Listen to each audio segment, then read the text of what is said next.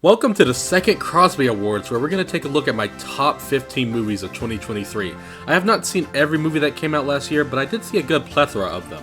However, this list is going to consist of the best movies that I got to see personally. 2023 was a really good year in cinema. Barbenheimer was a lot of fun watching back to back. One movie about a human in a mental ward where they have to make life-changing decisions that will not change lives for people they know, but the entire world.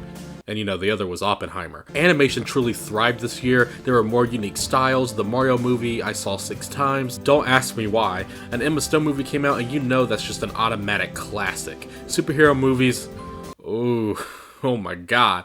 Hollywood is going bankrupt with these things. So is Disney. Before we start, here's how we're going to do this. I'm going to get down the list until we get to number 1, but every 5th entry I'm going to state my favorite aspects of film in 2023. Alright, let's start off with the honorable mentions. John Wick 4. Even 4 entries in, they keep the same style of storytelling and action, and it still feels somewhat new, but that runtime was not needed, I'm going to be honest. Evil Dead Rise. Despite some characters making dumb decisions to advance the plot, the horror film actually had some nicely timed jump scares. Willy Wonka and the Chocolate Factory is so dreamlike and fun. Gene plays the part perfectly and the movie is sweet like candy, but this new one is pretty good too. The Super Mario Bros. Movie. Look, I get it, maybe some of y'all don't think this is true cinema and I don't either, but in terms of video game movies, this is pretty good. The movie feels equally as fun as some of the best Mario titles, like Hotel Mario, because you know, that's everyone's favorite game in the entire series. Now, let's go ahead and start with some recognitions of the year. For the worst movie, I just gotta go ahead and get this out of the way. Winnie the Pooh Blood and Honey was a major disappointment. I knew it was gonna be awful, but I wanted it to be so bad it's good, but in reality, it was just absolutely terrible. Hopefully the sequel will be so bad it's good, and maybe the Mickey Mouse horror movie, but I don't have a lot of hope. It's always hard for me to watch new shows. I just end up rewatching Family Guy over and over again until my brain rots. However, I actually got the courage to start new shows last year. I'm currently watching Futurama and I'm loving it as much as The Simpsons. Fiona and Cake saw the return of my favorite Cartoon Network show, but the best show of last year was definitely The Last of Us. It took the elements of the game and expanded it and made some things even better than the already perfect game did. I would say my most anticipated movies would be Beyond the Spider-Verse, but since Hollywood didn't want to pay anyone, that movie has been pushed back. So I gotta go with my other most anticipated movie of the year, Inside Out 2. Inside Out is my favorite Pixar movie, so listen Pixar, I swear to God if this is on the same quality as Lightyear, I'm gonna come for you. And for the biggest surprise of 2023, Blackberry. I walked into this movie thinking it was going to be okay, and I was utterly shocked on how much I liked it, but more on that a lot later. And for the best movie I watched last year that actually didn't come out in 2023 was The Lion King. As some of you may know, I just got finished with my Disney ranking video that I released Christmas Eve. In the video, I took about 2 to 4 minutes talking about every Disney movie, but The Lion King got 9 minutes dedicated to it. It's a movie that's a masterpiece, and I'm so happy I got to revisit it last year. And now, let's get into the top 15 movies of the year. You Hurt My Feelings is another movie that was swept under the radar. I wish I had never seen it because this movie hurt my feelings in the best way. The movie is about a book writer who hears her husband say her latest work is not good even though he had been lying about it, calling it a masterpiece. The themes about how we will lie to someone about their hard work and passion to make them happy was really unique. It reminded me a lot of my book I wrote in 8th grade. People said that it was great, and it turns out, rereading it all these years later, it's shit. Y'all give me the 20k 1,000 subscribers though and I'll release it, and it's unfinished too. What more could you want? I was originally not going to see Killers of the Flower Moon, but the trailer is one of the best trailers I had ever seen, and it caused me to go see it. I had also never seen a Scorsese film in the theater, so that was long overdue. The set pieces in this film are truly top notch, making it feel like you're watching history unfold in front of your eyes. Leonardo DiCaprio proves himself as a phenomenal actor yet again, but Lily Gladstone really steals the show. Leonardo's character poisons her to keep her weak, and she just looks so sick. She's bedridden for over half of the movie, but her acting in these scenes come across as so natural, like she didn't need any effort. The movie is great from beginning to end, it really is, but Martin, my boy, I don't want this to be as short as your other masterpiece Shark Tale, but also, can't you trim this movie down a little bit? Still though, you're an amazing director, Martin. Keep up the good work. Uh-oh, we've got a problem.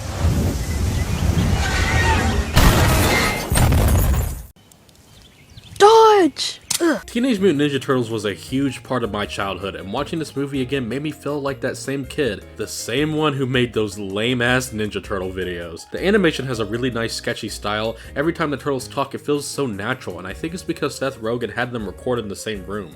Ice Cube plays the villain so well, and it's one of the best vocal performances of the year. It's the first Ninja Turtle movie to really hone in on the teenage aspect, and it causes the film not to just be good, but the best Ninja Turtle movie of all time. But you know, maybe the bar was low. And I'm not in charge of the Oscars, but come on, you guys picked Elemental over this? Elemental was okay, but Elemental over this? Really? The movie that took the world by storm. Going into Barbie, I knew it was going to be good, but I did not think it was going to be that good. While it is near the lower part of the list, I still love this film. The themes of women empowerment and other things are very on the nose, but what causes it all to feel different and unique is the fact that they use these themes on the Barbie brand and incorporate it perfectly into this world. America's Speech is a real powerhouse and it's impactful. My favorite monologue of the year without a doubt. Ryan Gosling shines as Ken, and Margot Robbie does a grand job as the main Barbie. The music is a blast. Dance the Night Away is a bop. I'm Just Ken is a little goofy, but it's powerful and creative. What I Was Made For resonates so well, and it almost made me tear up in the final scene. Then the movie ends with the best final line since Teen Titans Go to the Movies. I'm here to see my gynecologist. Wait! Kids, ask your parents where babies come from! Okay. Now what? Open the fucking door! That is a stupid design. And your instructions were very unclear. Guardians of the Galaxy Volume 3. This was definitely not MCU's best year, not in a long shot, but I kind of feel like Guardians Volume 3 made up for it. This movie is proof that even though the MCU is going through the dark times, it still has a lot of light left in it. James Gunn's exit out of the MCU was absolutely memorable and emotional. Rocket's backstory is some of the best in the entire lineup of films in Marvel. It's so emotionally gut-wrenching, and there's a specific scene where a character dies that gave my body absolute chills. We maybe got the Marvels in Ant-Man 3, but I'm happy we got this epic conclusion to my favorite superhero gang in the cinematic universe. And now for some more recognitions.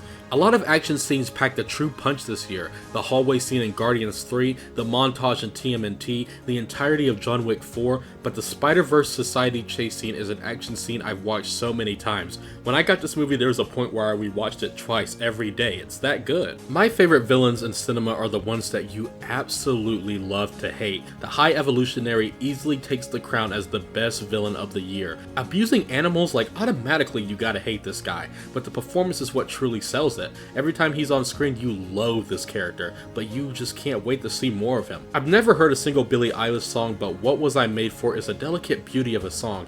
Every time I hear this in the movie I get close to tears.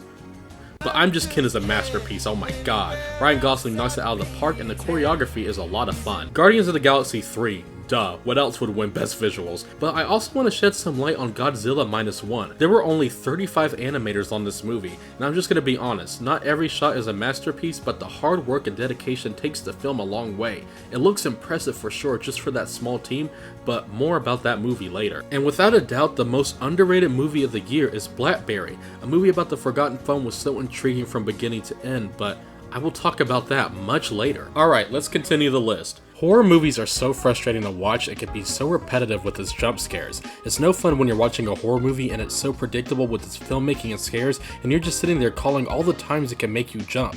So many horror movies fall into that trap, especially with the stop music scary music. They play it and it's just so boring.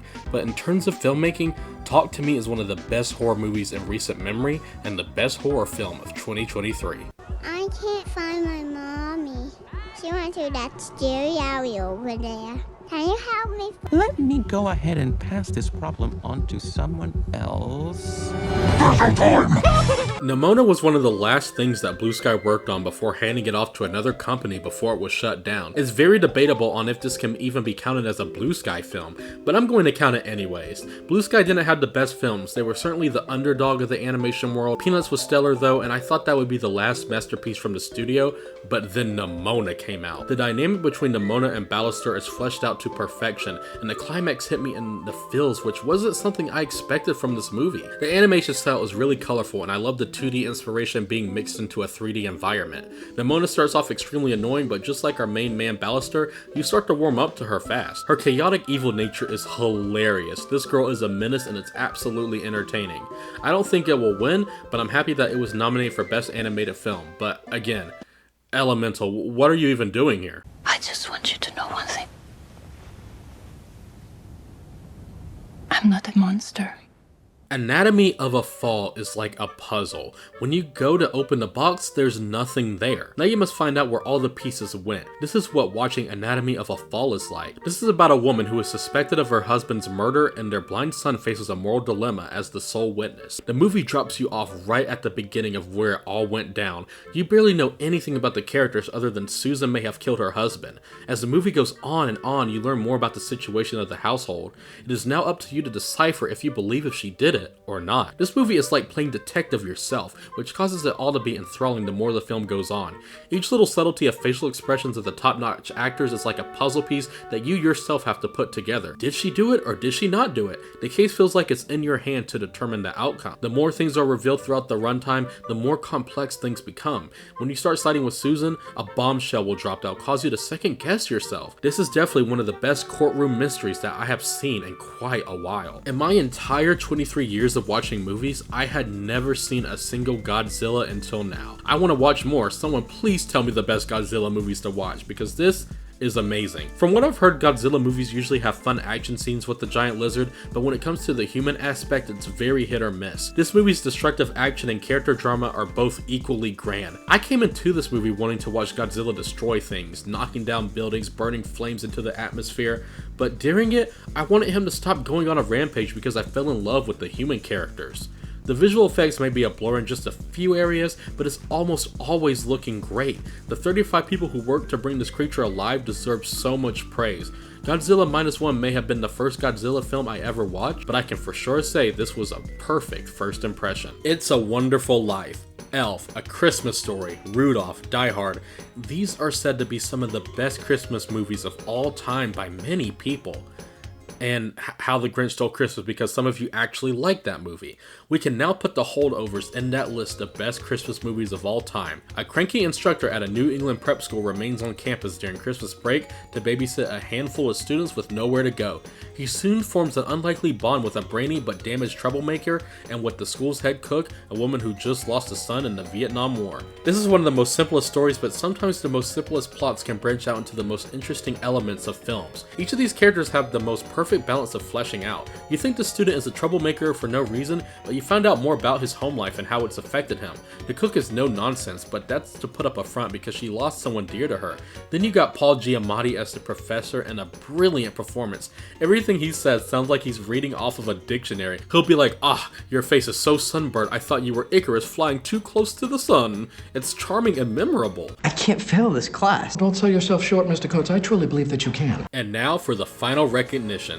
So many movies had amazing cinematography this year. I have to award this to Across the Spider-Verse. Every singular shot looks like a painting that I just want to frame. This is a cop-out. We have a tie. I know it's ironic that both of these movies are getting the same award because they released on the same day, but when I saw Barbie and Oppenheimer back to back, one of my favorite things was noticing how much passion Nolan and Gerwig put into these films. Every ounce of these polar opposite movies have so much love into every frame.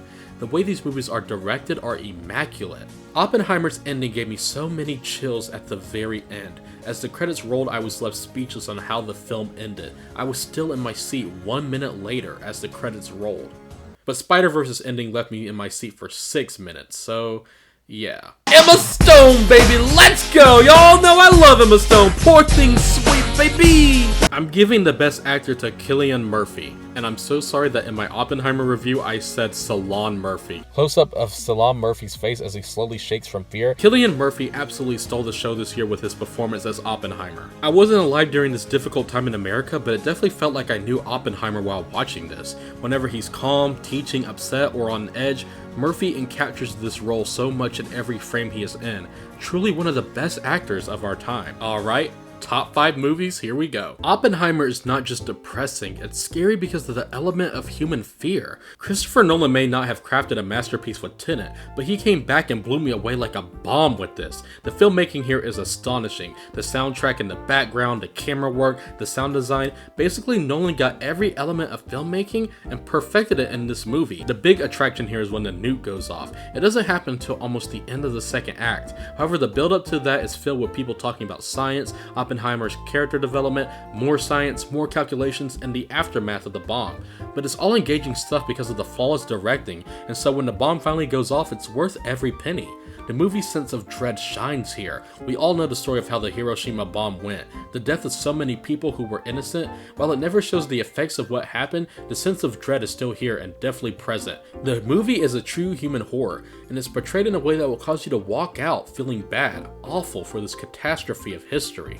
Glenn Howerton as Jim Balsey is a powerhouse, and if he doesn't get nominated for any awards, I will riot. Alright, looks like I'm rioting. This was a lot better than I thought it was going to be. Blackberry reminded me a lot of my feelings I have for The Social Network, and I think that movie is perfect. I knew about the world's first smartphone, but I never knew the story because all I knew is it disappeared off the earth suddenly. The story about the aspects of the rise and fall of the Blackberry is executed greatly. Glenn Howerton steals the show in every scene he is in. He's extremely sly, cunning, rageful. Even the slight glances of disappointments or impatient when someone annoys him is enough to get anyone invested in any scene he is in. Every singular trait this character has as the supposed villain of the story is flawlessly portrayed by Glenn Howerton. Blackberry is a triumph of a film about the world's first smartphone. Okay, so I need to talk to you guys for a second. Specifically the people who have been on my early days of my channel. If you know me, you know one of the jokes on this channel is my love and affection for Emma Stone. So I know what you're thinking. Man, you only love this movie because Emma gets naked in it a lot. I promise you that's not it at all. This is just actually a masterpiece of a film. Brought back to life by an unorthodox scientist, a young woman runs off with a lawyer on a whirlwind adventure across the continents. Free from the prejudices of her times, she grows steadfast in her purpose to stand for equality and liberation. Emma Stone plays Bella Baxter, the woman brought to life by the scientist. This movie is basically a Frankenstein film, but it weaves into its own creative storyline. Bella starts off as a woman who's babyish. She doesn't know what anything is. It's funny because of the dark comedy element, but it's also genuinely sad. But with each and every scene in the film, she grows smarter as she learns about the harsh world, about life, about pleasure, lots of pleasure if you don't mind me saying. But with every part of the movie as the runtime goes, Emma Stone gives her best performance since La La Land, and honestly it might be my favorite role she's ever done. Bella Baxter is a simple character that starts off so dull in one note, and then she branches out flawlessly as she learns how to speak coherent sentences, learn how to read, walk, and know the importance of life. William Dafoe is great here too, and especially Mark Ruffalo, who keeps getting foiled by Bella. This is one of the best films I have seen in a very long time. Poor Things is hilarious, it's thought-provoking, the music feels eerie but classic, the fish lens angles they use sometimes helps this film stick out, and it puts an interesting twist on the Frankenstein tale. It's undoubtedly a masterpiece. But you gotta think for a minute. If an Emma Stone movie only made it to number 3, then you best believe the last 2 movies are pretty damn perfect. There's a word in Korean, inyeon. It means providence or fate. Past Lives is about Nora and Hae Soon, two deeply connected childhood friends that are put apart after Nora's family immigrates from South Korea. 20 years later, Nora gets married to another man, but Hae Soon reunites with Nora for one fateful week as they confront notions of love and destiny. What really sets this apart from romance movies I've seen recently is how hauntingly realistic this film is. The romance in this movie is purely raw and emotional. Not every scene has kissing or crying or anger or all that other stuff you would see in any romance movie. This one is bathed in reality, and that's why it works to perfection. The slow-burning realistic romance is the movie's highest point, and it caused me to be intrigued by every single second. With romance movies nowadays, 8 out of 10 times you can probably predict where it's going to go. For me personally, I had a tough time mapping out the plotline on how this would all end. The cinematography is beautiful, especially whenever Nora and Hae Soon reunite in the city of New York. The camera works in a way that looks like it's not trying too hard to be gorgeous, but it comes off that way anyway. It feels earnest and sincere. Past Lives is a romance story that needed to be told because it's unapologetically realistic, and it's another winner from the studio, A24. So many great films came out in 2023, but one has caused me to think about it ever since it's been released.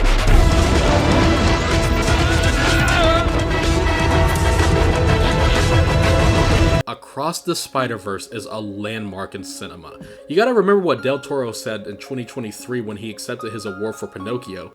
Animation is cinema. Animation is not a genre. And animation is ready to be taken to the next step. Animation is just as important as the other juggernauts in cinema. Every singular minimal part of this movie is full of love by everyone who worked on it. Every single scene is more interesting than the last. It's the type of movie that you don't want to end once it gets going. As soon as that 20-minute prolong ends, you're already thinking, I don't want this to reach its end. It's a sequel that improves on the previous film, except it's strange, because the original movie was already perfect in every single way. It makes something that was once perfect, perfecter, if it was a word. It may just seem like another superhero movie or just another Spider-Man movie, but it's not. It's Across the Spider-Verse. We're at a time where animation is entering a new era, and I think that's truly something special. A lot of us weren't around when Snow White was released, the dawn of hand-drawn animation cinema. Some of us weren't around where Toy Story was created, causing CGI to be the next big step. The fact that I'm alive to witness how much Spider-Verse is influencing the animation world to create this new age of animation where every studio is now trying to get creative is awe-inspiring. And we're so lucky to be able to witness it. Across the Spider-Verse is my personal pick for the best film of 2023.